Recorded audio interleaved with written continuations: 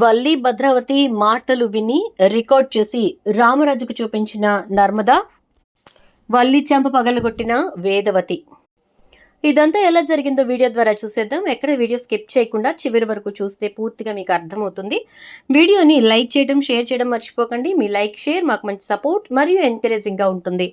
ఇక మొత్తం మీద ప్రేమను ఇంటికి తీసుకెళ్లిపోయారు వేదవతి వాళ్ళు. వేదవతి వాళ్ళ ఇంటి నుంచి భద్రావతి వాళ్ళు తీసుకెళ్లిపోయారు. ఇక అలా తీసుకెళ్లిపోయిన తర్వాత ఇక ఆ ఇంట్లో భద్రావతి అయితే ప్రేమతోటి రేపే లాయర్ దగ్గరికి తీసుకెళ్తాను, విడాకుల నోటీసులు రెడీ చేయమని చెప్తాను అంటే, ఏం మాట్లాడుతున్నావు అత్త, నేను లాయర్ దగ్గరికి రావడం ఏంటి, విడాకుల నోటీసులు రెడీ చేయడం ఏంటి అని అంటే, అవును విడాకుల నోటీసులు రెడీ చేయిస్తాను, సంతకాలు పెట్టు అంటే, ఆ మాటకి ప్రేమ అయితే, ధీరజ్ ఒకవేళ నాకు విడాకులు ఇస్తానంటే నేను ఇస్తాను తప్ప ఎట్టి పరిస్థితులను నేను మాత్రం విడాకుల నోటీసులకి సంతకాలు పెట్టను అంటుంది. దాంతో ఇక భద్రావతి అయితే అటు నుంచి నరుకు రావాలని చెప్పేసి వాళ్ళకి ఫోన్ చేస్తుంది.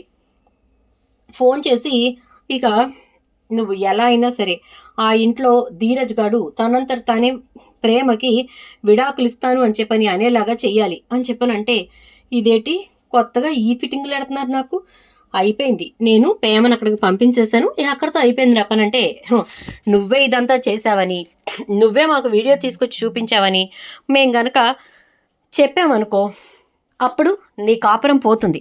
ఇప్పటికే అటు ఇటుగా ఊగిసలాడుతుంది, ఇక రేపు మరో పూర్తిగా పోతుంది అని చెప్పని అనేసరికి ఇక ఆ మాటలకి, ఇదేటండి ఇలాగ బెదిరిస్తున్నారా అని చెప్పని మాట్లాడుతుంది. అనేసరికి, నువ్వు బెదిరే రకానివి కాదులే కానీ ఎలాగొకలాగా ప్రయత్నం చేసి ధీరజ్ గారు విడాకులు ఇస్తాను అని చెప్పి విడాకులు సంతకాలు పెట్టి ఇక్కడికి పంపించేలా చెయ్యి. అలా చేసావనుకో మీ అమ్మ వాళ్ళకి ఒక 25 ఇస్తా అంటుంది. ఏంటి 25 లక్షలు ఇస్తారా అంటుంది. ఏ తక్కువ అంటే, 25 లక్షలకి విడాకులంటే కష్టమేమో అని అంటే, సరే అయితే నీ వీడియో తీసుకెళ్ళి మీ మామగారికి చూపిస్తాను అంటుంది. వద్దులేండి 25 లక్షలే ఫిక్స్ చేసేసుకోండి అని చెప్పేసేసి ఇక ఇంట్లో గొడవలు పెట్టడం మొదలు పెడుతుంది వల్లి అయితే. అలా గొడవలు పెట్టడం మొదలుపెట్టినటువంటి వల్లి రామరాజు తోటి చాలా ఇదిగా మాట్లాడుతుంది.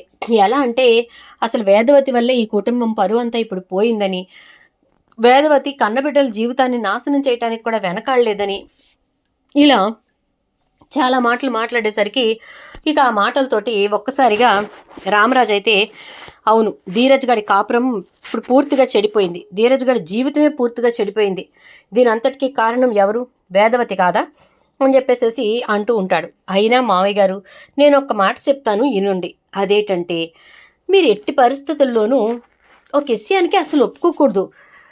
ఇప్పుడు ప్రేమ వాళ్ళ ఇంటికి వెళ్ళిపోయింది, ఇంకా మన ఇంటితో ఎటువంటి సంబంధం ఖచ్చితంగా ఉండదు. మన కుటుంబానికి వాళ్ళ కుటుంబానికి ఉన్న గొడవలు బట్టి చూసుకుంటే ఖచ్చితంగా ప్రేమ అయితే ఇక ఈ ఇంటికి తిరిగొచ్చుద్ది అనే నమ్మకం నాకు లేదు అని అంటుంది. మరేం చేద్దామంటే, ధీరజ్ తోటే నిదానంగా మాట్లాడి ఇడాకులు ఇప్పించేసామనుకోండి, ప్రశాంతంగా ధీరజ్కి మళ్ళీ పెళ్లి చేసుకోవచ్చు, అప్పుడైనా పిల్లాడి జీవితం బాగుపడుతుంది కదా అని అంటుంది. ఆ మాటలకి వేదవతి వచ్చి, ఏం మాట్లాడుతున్నావే నువ్వు అని చెప్పని అంటుంది. అయ్యి బాబోయ్ అత్తయ్య గారండి, నేనేటి మాట్లాడతానండి, ఉన్న మాటే మాట్లాడుతున్నాను, ఎటికీ కాని పిచ్చోడికిలాగా ధీరజ్ కూర్చొని బాధపడే కంటే ఇదే మేలు కదా అత్తయ్య గారు, విడాకులు ఇచ్చేస్తే ప్రశాంతంగా ఆయన బతుకుతాడంటే, నర్మద వెంటనే, అక్క నువ్వు కాస్త ఆగుతావా, అసలు ధీరజ్ విడాకులు ఇవ్వడం ఏంటి, ధీరజ్ విడాకులు ఇస్తే ప్రేమ బ్రతకగలుగుతుందా అంటే, మొగుడిని వదిలేసేసి వెళ్ళి పుట్టింట్లో కూర్చున్న అమ్మాయి గురించి మీరు అంతలా ఆలోచించేసి మాట్లాడుతున్నారేటి, బతకగలదు కాబట్టి వెళ్ళిపోయిందంటే, కాదు వాళ్ళు బలవంతంగా లాక్కెళ్ళారు అంటే, చిన్న పిల్ల మరి ప్రేమ ఇలా అట్టుకెళ్ళగాను అలా ఒట్టుకెళ్తుంటే ఇలా వెళ్ళిపోవడానికి అని అంటే, సరేనమ్మా నువ్వు అన్నట్టుగా ఖచ్చితంగా నేను విడాకులు ఇచ్చేలా చూస్తాను అని చెప్పేసి రామరాజు ఆ రోజు సాయంత్రమే ధీరజ్తో మాట్లాడతానంటాడు. అనేసరికి ఇక ఆనందం వచ్చినటువంటి వల్లి గబగబా వంటగదిలోకి వెళ్ళి ఇక పొయ్యి మీద పెనం పెట్టి కోడిగుడ్డు ఆమ్లెట్ వేసుకుంటూ భద్రావతికి ఫోన్ చేస్తుంది. అప్పటి వరకు అటుగా రావాల్సినటువంటి నర్మద ఆగి వాటర్ తాగి కాస్త టీ పెట్టుకుందాం, ఈ వల్లి పెట్టిన గోలకి తల పగిలిపోతోంది అని చెప్పేసి ఇక లోపలికి రాబోతూ ఉండగా, భద్రావతి అత్తయ్య గారండి మీకు గుడ్ న్యూస్ అండి అని చెప్పని అంటది. ఒక్కసారిగా ఆ మాటలు వినపడి నర్మద వెంటనే తన ఫోన్ తీసి రికార్డ్ చేయటం స్టార్ట్ చేస్తుంది. జేంటి చెప్పు, కాయ పండ అంటే ఈ వల్లి చేతికి పనప్ప చెప్పినాక పండు కాకుండా కాయ అవుతుందా అని అంటే, ఏం జరిగిందో చెప్పు అంటే, మొత్తానికి మా మావయ్య గారిని ధీరజ్జే మొదటిగా ఈడాకులు కాగితాలు ఇచ్చేలాగా ఒప్పించేశాను. ధీరజ్ చేత సాయంత్రం మాట్లాడి లాయర్తో కాగితాలు రెడీ చేయించి సంతకాలు ఎట్టిచ్చేస్తామన్నారు. అలా సంతకాలు ఎట్టిస్తే ఇక మీ ఇంటికి ఈడాకుల నోటీసులు వచ్చేసేస్తాయి. అలా వచ్చిన నోటీసులను చూపించేసి మీరు ప్రేమతోటి ధీరజ్జే మొదటిగా ఇడాకులు ఇచ్చేశాడు కాబట్టి ఇక నువ్వు సంతకం పెట్టేయి అని చెప్పేసేసి మాట్లాడి ప్రశాంతంగా మీరైతే ఎటువంటి బాధ లేకుండా ప్రేమకి కొత్త జీవితాన్ని ఇచ్చేసుకోవచ్చు. మరి దీనికి తగ్గట్టుగా మీరు నాకు చెప్పినట్టు 25 లక్షలు మా అమ్మోళ్ళకి ఇచ్చేస్తారుగా అంటుంది. ఖచ్చితంగా మీ ఇంటి దగ్గర నుంచి ఎప్పుడైతే విడాకుల నోటీసులు వస్తాయో ఆ మరుక్షణమే మీ ఇంటికి వెళ్ళి, అదే మీ అమ్మ వాళ్ళ ఇంటికి వెళ్ళి 25 లక్షలు చేతిలో పెడతాను. అక్షరాల 25 లక్షలు అంటుంది భద్రావతి. ఆయ్, చాలా థ్యాంక్స్ అండి, మొత్తానికి మీరు ఇక రెడీ చేసుకోండి అని చెప్పేసి నర్మదా ప్రేమ్ వల్లి ఫోన్ కట్ చేస్తుంది. ఇదంతా రికార్డ్ చేసిన నర్మదా, రండి రండి, అందరికీ ఒక మంచి శుభవార్త ఉంది. అసలు దొంగ, ఇంటి దొంగ దొరికే టైం వచ్చింది, సాక్ష్యాధారాలతో దొరికే టైం వచ్చింది అంటూ ఉంటుంది. ఏయ్, ఏమైంది నీకు అంటాడు సాగర్.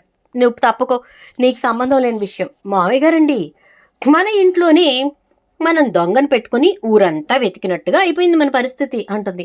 ఏమైందమ్మా అని అనేసరికి, అత్తయ్య గారు తప్పు చేశారు సరే, నేను తప్పు చేశాను సరే, కానీ మన ఇంటి తప్పు గురించి తెలుసుకున్న మనుషులు ఎవరికి చెప్పాలండి అంటే మన ఇంట్లో వాళ్ళకే చెప్పాలి అని అనగానే, మరి వల్లక్కేంటండి వెళ్ళి ఎదురింటోళ్ళకి చెప్పింది అనగానే వాళ్ళకి చెప్పడం ఏంటి అని అంటే, ఎలా చెప్పిందో ఏం చెప్పిందో మొత్తం వినండి మావయ్య గారు. మన వంటగదిలో కూర్చుని వల్లక్క మాట్లాడిన బుర్ర కథ చిత్రం వినండి అని చెప్పి ఆన్ చేస్తుంది. అందులో ఇప్పుడు విడాకుల గురించి మాట్లాడుకోవడంతో పాటు ఆ రోజున నువ్వు చేసినటువంటి హెల్ప్కి నేను నీకు ఎంత ఇచ్చినా తక్కువే అని భద్రావతి అన్న మాటలకు వల్లి క్లియర్గా అంటుంది. నేను ఒక 3 లక్షలు ఖర్చు పెడితే అక్కడ డమ్మీ పోలీసులు నెట్టి వీళ్ళని మోపిదేవి రప్పించి అక్కడ లాడ్జ్లో మా అమ్మ వాళ్ళని పంపించి ఓ 40,000 టేబుల్ మీద పెడితే కానీ ఆ వీడియోలు బయటికి రాలేదు. ఆ వీడియో అట్టుకొని మా మాంగారి దగ్గరికి వెళ్ళుంటే ఏం చేసి ఉండేవాడు? ఖచ్చితంగా పోనీలే, ఒక ఆడపిల్లకి జీవితాన్ని ఇచ్చాడు నా కొడుకు, ఒగ్గేయమ్మా అని చెప్పని అనేవాడు. కానీ మీ దగ్గరికి వస్తే మీరు ఈ రచ్చంచా చేస్తారని తెలిసే మీ దాకా వచ్చి ఇదంతా నేను చెప్పాల్సి వచ్చింది. పోన్లే, మీరైతే నేను ఏదైతే జరగాలనుకున్నారో అదే చేశారు కాబట్టి నాకు సంతోషంగానే ఉంది అని చెప్పేసేసి అన్నటువంటి వల్లి మాటలు క్లియర్గా వినపడతాయి. అది విన్న రామరాజు, వేదవతి ఇద్దరూ కూడా చాలా కోపంగా వల్లి అని చెప్పి గట్టిగా పిలుస్తారు. వచ్చి, ఏడు మావయ్య గారండి, టీ కావాలా కాఫీ కావాలా అని అడుగుతుంది. ఇక వేదవతి వెంటనే వచ్చి వల్లి చెంప చెల్లును పగలగొట్టి, టీ కాఫీ అని అడుగుతున్నావా, ఇక్కడ కొంపలు కూల్చేసి అంటే, అయ్యి బాబాయ్ అత్తిగారండి, నేనేటి కొంపలు కూల్చానండి అని అంటుంది. ఏ కొంపలు కూల్చారా అండి చెప్తానండి, ఒక్క నిమిషం ఉండండి అని చెప్పేసేసి వెంటనే ఇక ఆ రికార్డింగ్ అంతా ఓపెన్ చేసి వినిపించేసరికి షాక్ అయిపోతుంది. అది కాదు అత్తయ్య గారండి, ఆవిడ ఫోన్ చేసింది అంటే నేను ఆవిడ ఫోన్ చేయటం గురించి మాట్లాడట్లేదు, నువ్వు చేసినటువంటి మోపిదేవి ప్లాన్ గురించి మాట్లాడుతున్నాను.